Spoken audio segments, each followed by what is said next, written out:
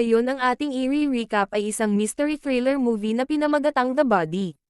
Ngunit bago ang lahat, please subscribe and click the notification bell upang ma-notify kayo sa aking mga paparating na uploads. Sa pagbukas ng pelikula, isang natatakot na lalaki ang tumakbo para sa kanyang buhay sa malalim na kagubatan. Hindi nakikita ang humahabol sa kanya, at maswerte siyang nakarating sa kalsada.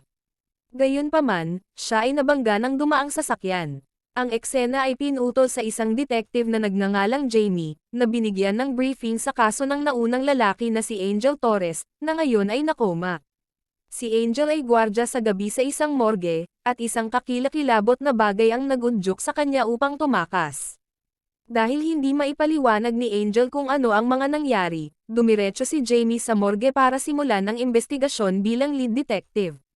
Dumating si Jamie 3 oras ang nakalipas pagkatapos bumiyahe para bisitahin ang kanyang anak na si Eva, ngunit piniling sumabak sa partikular na kaso na ito. Pinuno siya ng kanyang mga kasamahan na sina Pablo at Matios sa mga detalye. Gayunpaman, ang kaso ay patuloy na lumalaki, habang nalaman ni Jamie na ang isang katawan ay misteryosong nawala sa parehong gabi sa morgue. Napag-alaman na ang bangkay ay isang mayamang negosyanteng si Micah, na nakabinbin para sa autopsy. Namatay siya noong hapong iyon dahil sa cardiac arrest, at idineklara siyang patay. Ang kanyang pagkawala ay misteryoso, at pagkatapos ay nagpanik si Angel at tumakas sa takot. Ilang minuto bago tumakas, tumawag siya ng emergency para humingi ng tulong sa mga awtoridad, ngunit halos hindi inilarawan ang pangyayari. Ang koponan ay tila natamaan ng isang dead end, habang pinutol ang mga security camera noong panahong iyon, nag-iiwan lamang ng isa. Ang footage ay nagpapakita kay Angel na nag-ambala, at papunta siya upang tingnan ang mga bagay-bagay, ngunit lumabas na natatakot makalipas ang 5 minuto. Nagiging malinaw na nasaksihan niya ang mga pangyayari na humahantong sa pagkawala ng katawan, ngunit siya lamang ang makakapagkwento ng mga ito. Nang na-breach ang security code sa control room, inihayag ni Jamie na may nagplanong nakawin ang bangkay, at matagumpay na naisakatuparan ito.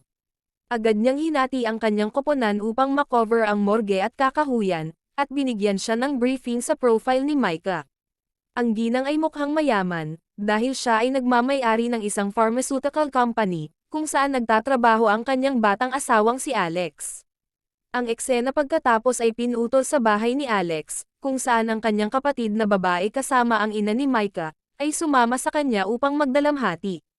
Nakikiramay sila sa kanya habang siya ay nakahiga, na nalulula sa biglaang pagkamatay ng kanyang asawa. Maya-maya, habang paalis sila, nakita si Alex na nakatingin sa kanila. Agad siyang tumalon sa kanyang motorsiklo, at pinabilis ang takbo sa gabi. Ilang sandali pa, nakipagkita siya sa isang babae na nagngangalang Carla, na ipinahayag na kanyang kabit. Pagkatapos ay kinumpirma niya na sa wakas ay malaya na silang magkasama. Nang marinig ito, nagbuhos si Carla ng inumin para sa toast. Ngunit ang kanilang sandali ay naputol ng isang tawag mula kay Jamie, at sinabing nawala ang katawan ng kanyang asawa. Natense si Carla, ngunit pinatahimik siya ni Alex, at sinabing na isakatuparan niya ang kanyang plano ng perpekto nang walang mga voids upang idiin siya.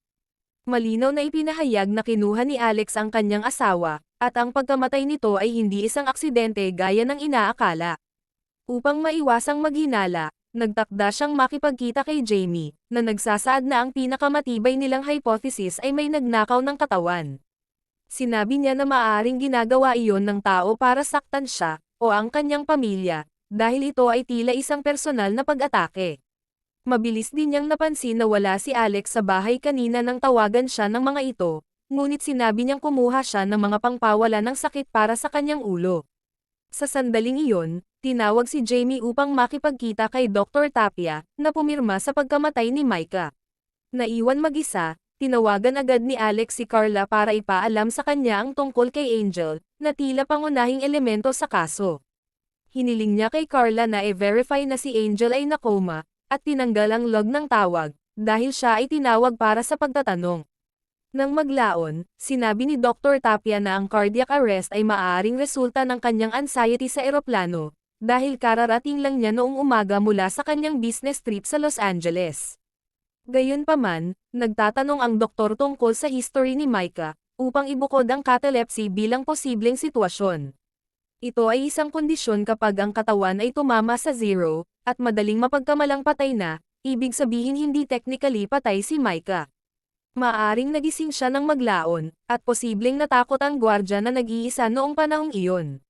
Nagbigay din ang doktor ng pangalawang senaryo, kung saan maaari itong na-induce sa pamamagitan ng pagkaranas ng matinding stress, o paggamit ng mga kemikal na lason. Nakita ni Detective Jamie na malabo ang unang paliwanag, dahil maaari siyang humingi ng tulong sa halip. Ang umiiral na mga kondisyon ay malinaw, na humantong sa kanya upang maniwala na may nagnakaw ng katawan, upang maiwasan ang autopsy na magbubunyag ng dahilan ng pagkamatay. Dahan-daang sinimulang ituro ni Jamie ang kanyang mga daliri kay Alex, na tila hindi natitinag sa pagpanaw ng kanyang asawa.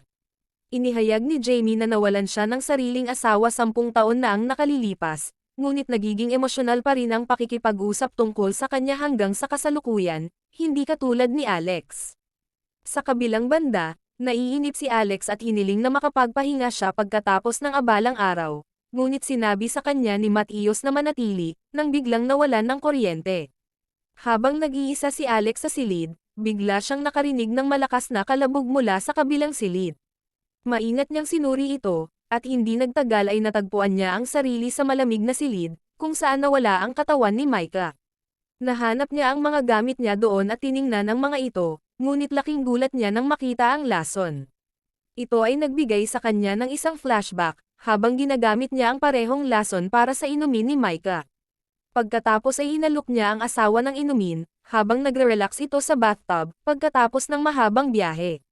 Sinabi ni Micah na 3 linggo na silang hiwalay at kailangan nilang mag-usap, ngunit sinabi ni Alex sa kanya na may meeting siya, kahit pwede namang kanselahin ni Micah ang meeting kung gusto niya. Sa kabila nito, nagpatuloy si Alex sa pag-alis para sa trabaho, at napansin ang babae na umiinom sa inumin habang siya ay umalis. Ang lason ay sinadya upang himukin ang cardiac arrest at walang mga bakas na maiiwan, isang bagay na mangyayari pagkalipas ng 8 oras. Pagkatapos inumin, nagtakda si Micah ng date night para sa kanila, ngunit tumanggi si Alex na pumunta, at sinabing pagod si Micah dahil sa jet lag, ngunit kumpiyansa si Micah na okay lang siya. Balik sa morgue, narinig ni Alex si Jamie at ang kanyang team na papasok, at agad na ibinulsa niya ang lason. Pinagalitan siya ni Jamie sa pagtatangkang labagin ang investigasyon, habang napapansin niyang nawawala ang phone ni Micah sa mga items. Agad nila siyang kinapkapan, habang kinukuha ang mga gamit sa isang sirang locker sa parehong silid. Sinuri ni Jamie ang katawan ni Alex, at kinuha ang lason sa kanyang bulsa, ngunit sinabi ni Alex na nakuha niya ito sa sahig at pinaplano itong itapon. Tinawagan ni Carla ang telepono ni Alex para i-report si Angel, ngunit tinutukoy siya ni Alex bilang kanyang kapatid, para iwasan ang matatalas na mata ng mga detective.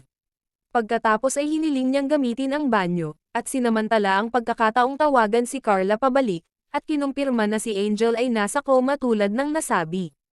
Sa kabilang banda, ibinunyag ni Alex na maaaring mayroong may alam sa kaso, at ninakaw nila ang telepono ni Micah upang siya ay sisihin.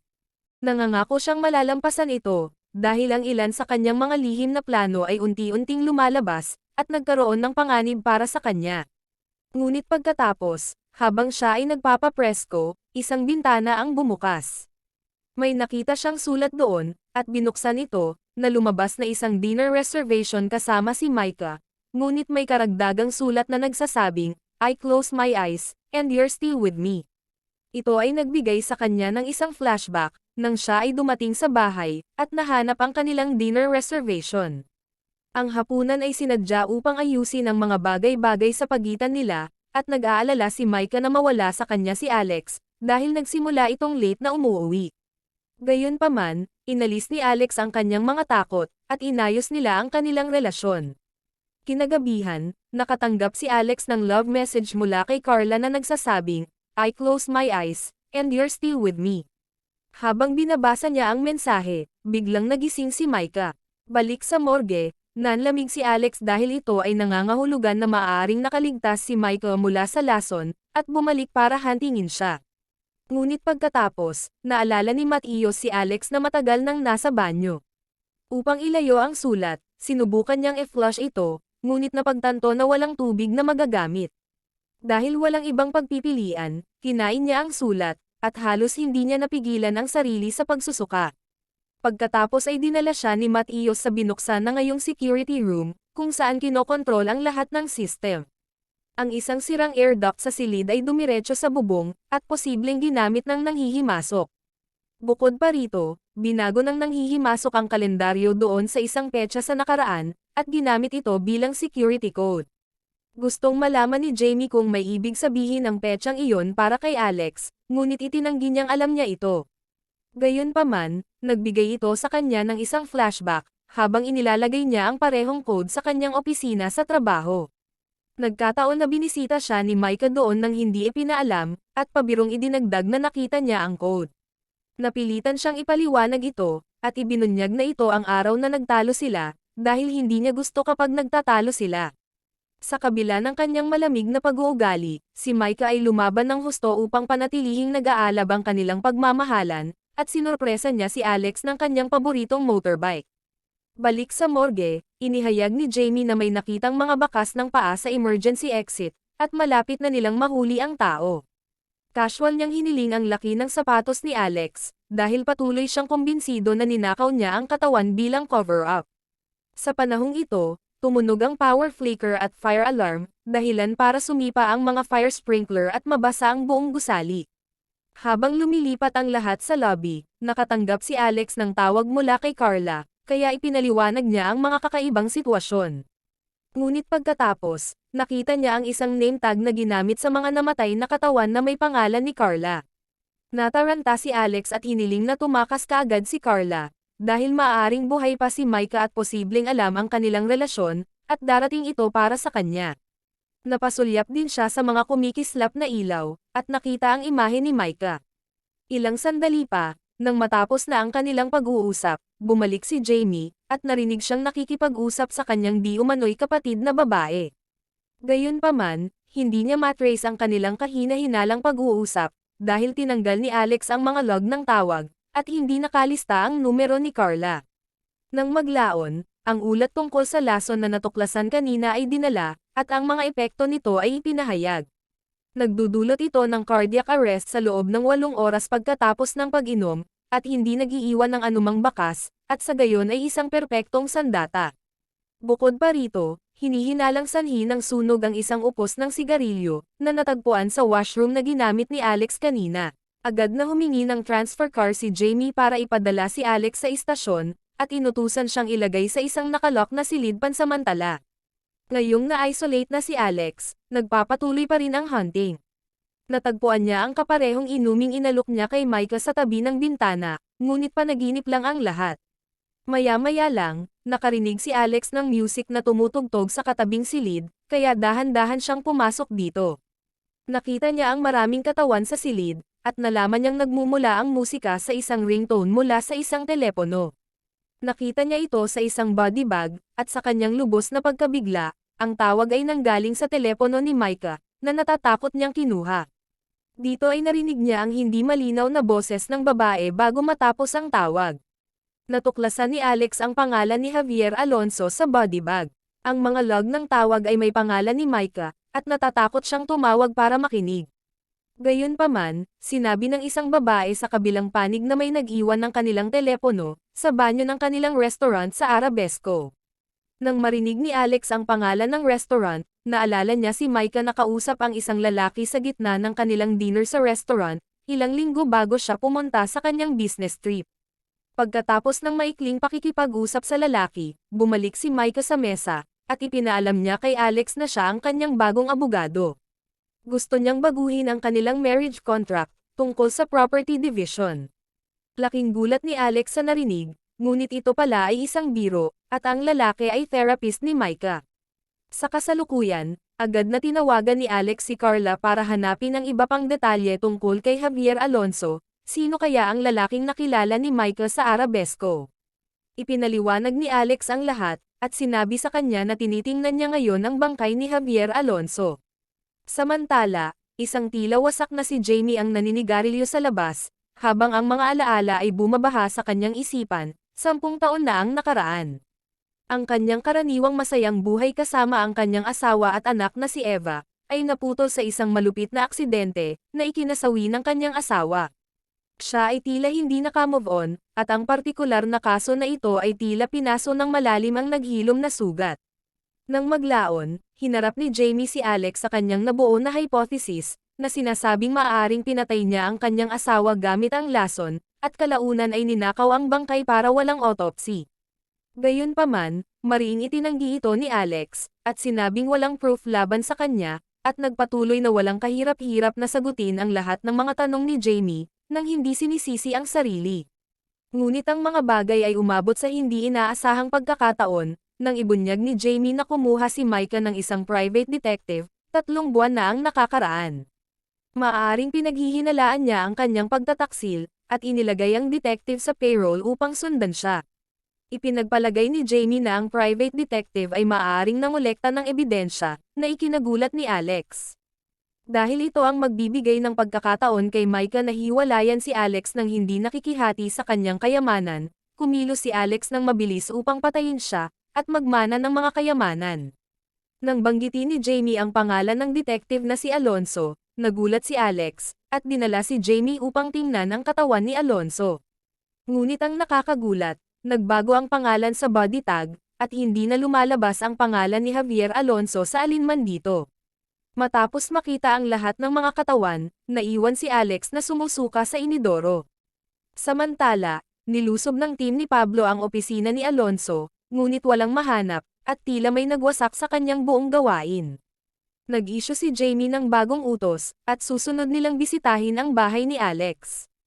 Tumawag si Alex kay Carla, na ngayon ay nagpapanik. Nakakita siya ng liham pabalik sa bahay na naglalaman ng drive, na nakatag kay Alonso. Naglalaman ito ng mga larawan nilang magkasama sa publiko, at isang voice recording ng masamang balak ni Alex sa kanyang asawa. Inutusan siya ni Alex na tumakas kaagad, ngunit mabilis na lumala ang mga bagay-bagay, dahil tila may nambibiktima kay Carla. Tinangka niyang umalis, ngunit hindi nagtagumpay, nang may kotseng humaharurot sa kanya at natumba siya. Sa takot sa tunog ng tama, sinubukan ni Alex na umalis sa lugar, ngunit pinigilan ito ni Jamie. Sa takot para kay Carla at nang walang ibang paraan, napilitan siyang ibuhos ang katotohanan upang mailigtas ang kanyang buhay. Pagkatapos magpadala ng team sa address ni Carla, hiniling ni Jamie sa isang incriminated ngayon na si Alex, na ikwento muli ang mga pangyayari habang siya ay nagre-record. Nagsimula si Alex sa paglalahad, kung paano niya nakilala si Carla 8 buwan na ang nakakaraan, noong nagtuturo siya ng chemistry sa klase niya. Ang nagsimula bilang isang pagkakaibigan lamang ay mabilis na napalitan ng isang hindi masisirang ugnayan, dahil may mga issue si Alex kay Micah sa bahay.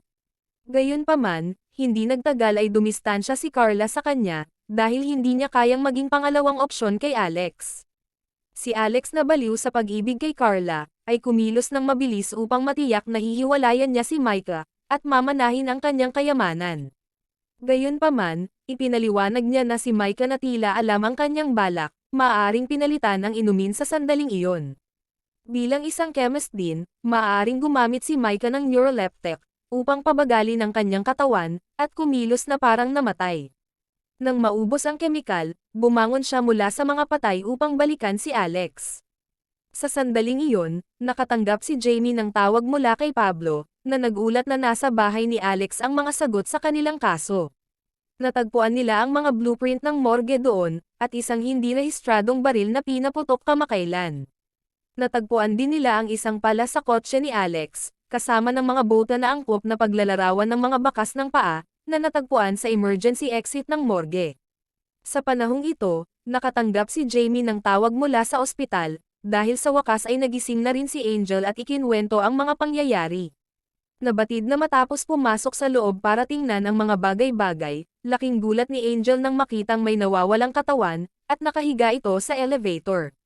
Sumara ang pinto ng elevator, kaya agad na tumawag si Angel para magsumbong. Ngunit pagkatapos mabuksan ang elevator, bigla siyang inatake ng isang nakamaskara at binaril siya ng ilang beses, na nagudyok sa kanya na tumakas sa kakahuyan bago siya mabangga ng sasakyan. Sa kabila ng mabigat na ebidensya laban sa kanya, itinanggi ni Alex na ninakaw niya ang katawan, at sinabing nilalaro ni Micah ang kanyang mga baraha sa kanila. Dagdag pa ni Alex, mayroong kapangyarihan at pera si Micah na maglaho ng walang bakas. Gayunpaman, si Jamie ay sawa na sa kanyang hindi suportado na argumento, habang ang kanyang koponan sa wakas ay nakahanap ng isang bangkay sa kakahuyan. Ang koponan ay nagukay ng isang katawan, na positibong kinilala bilang kay Micah. Lalong nagulat si Alex nang ibunyag ng koponan, na walang babae sa pangalang Carla na nakatira sa address na ibinigay niya, at walang nag-aral sa kanyang klase. Idinagdag ni Jamie na si Carla ay isang virtual na karakter lamang, na tumulong sa kanya na patayin ang kanyang asawa upang magmana ng kanyang kayamanan. Kasunod nito, inutusan ni Jamie ang koponan na linisin ang eksena, habang tinatapos nila ang kaso. Sinubukan ni Alex na tumakas, ngunit halos hindi pa siya nakalayo, naabutan na siya ni Jamie. Ngayong dalawa na lang sila, sinabi ni Jamie na ang walang magawa na post ni Alex ay nagpapaalala sa kanya ng kanyang asawa, 10 taon na ang nakakaraan sa isang aksidente. Inihayag niya na ang kanilang sasakyan ay nabangga, ngunit sa hindi makataong katangian ng lalaki, tumakas ito bago humingi ng tulong. Nasa loob ng sasakyan si Jamie at ang kanyang anak na babae kasama ang kanyang asawa, na kalaunan ay namatay sa kanyang mga pinsala. Sa loob ng maraming taon, hindi maalala ni Jamie ang plate number ng sasakyan. Gayunpaman, kamakailan lamang ay naalala ng kanyang anak na si Eva ang isang car mirror charm, na may nakaprint na pangalan ng hotel. Tumagal ng maraming taon upang masubaybayan ang nasabing aksidente, at sa wakas ay makikita kung sino ang nakabangga sa kanila, sa nakamamatay na gabing iyon. Ang mas nakakagulat, si Carla ay hindi lamang isang virtual na karakter, dahil siya ang anak ni Jamie na si Eva, na naglagay kay Alex sa kanyang radar. Kailangan niyang tiyakin na mayroon silang mga tamang tao, at si Alex na nabulag sa kanyang pag-ibig kay Carla, ay nagbahagi ng kanyang mga dark secrets, kabilang na ang hit at run. Mula noon, dahan-dahan na naglalaro ang mag-ama sa kanilang mga baraha, bilang paghihiganti. Sila ang nag-orkestra sa pangyayari, noong gabing nawala ang bangkay ni Micah. Habang nakahiga roon si Alex na walang magawa, ikinwento ni Jamie ang kanilang mga galaw habang dahan-dahan nilang na-corner si Alex. Ginawa nila ang lahat sa morgue, at madaling binili ni Alex ang kwento ayon sa plano.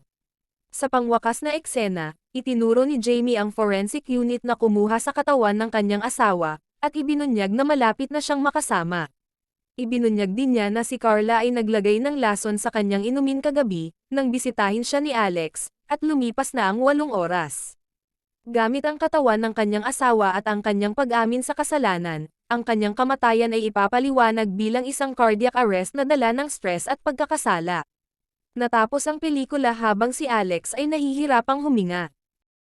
At dito nagtapos ang kwento. Hanggang sa muli, maraming salamat sa panonood.